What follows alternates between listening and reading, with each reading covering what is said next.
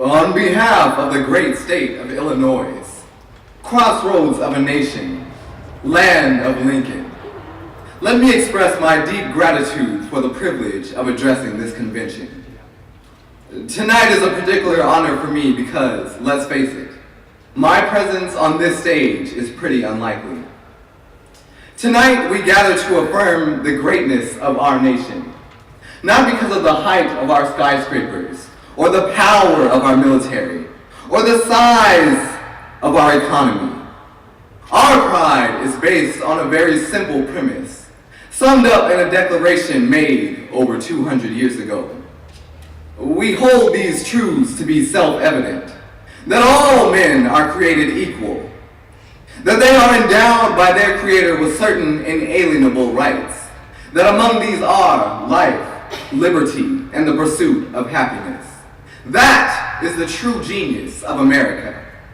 A faith in simple dreams, an insistence on small miracles, that we can tuck in our children at night and know that they are fed and clothed and safe from harm. That we can say what we think, write what we think, without hearing a sudden knock on the door. That we can have an idea and start our own business without paying a bribe. That we can participate in the political process without fear of retribution. And that our votes will be counted, or at least most of the time. People don't expect government to solve all their problems. But they sense deep in their bones that with just a slight change in priorities, we can make sure that every child in America has a decent shot at life, and that the doors of opportunity remain open to all. They know we can do better, and they want that choice. You know, a while back I met a young man named Seamus in a VFW hall in East Moline, Illinois. He was a good-looking kid, 6'2", 6'3", clear-eyed with an easy smile. He told me he joined the Marines and was heading to Iraq the following week. And as I listened to him explain why he had enlisted, the absolute faith he had in our country and its leaders, his devotion to duty and service, I thought, this young man was all that any of us might ever hope for in a child. But then I asked myself, are we serving Seamus as well as he's serving us?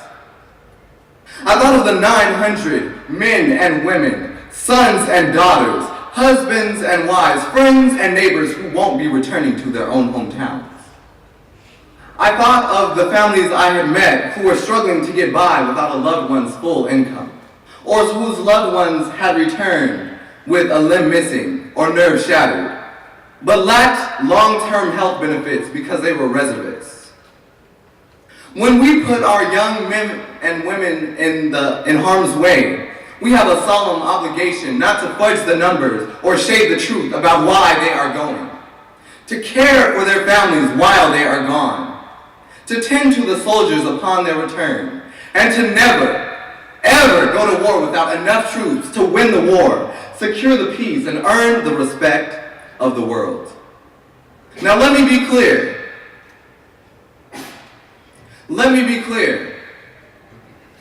We have real enemies in the world. These enemies must be found, they must be pursued, and they must be defeated. It is that fundamental belief. I am my brother's keeper, I am my sister's keeper, that makes this country work. It is what allows us to pursue our individual dreams, yet still come together as a single American family. E pluribus unum. Out of many, one. Now, even as we speak, there are those who are preparing to divide us. The spin masters and negative ad peddlers who embrace the politics of anything goes. Well, tonight I say to them, there's not a liberal America and a conservative America. There's the United States of America. There's not a black America and white America and Latino America and Asian America. There's the United States of America. The pundits. The pundits like to slice and dice our country into red states and blue states. Red states for Democrats, blue states for Republicans. But I have news for them too. We worship an awesome God in the blue states.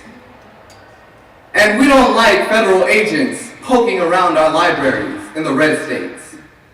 We coach Little League in the blue states, and yes, we've got some gay friends in the red states. There are patriots who opposed the war in Iraq, and there are patriots who supported the war in Iraq. We are one people, all of us pledging allegiance to the stars and the stripes, all of us defending the United States of America. Thank you very much. God bless you.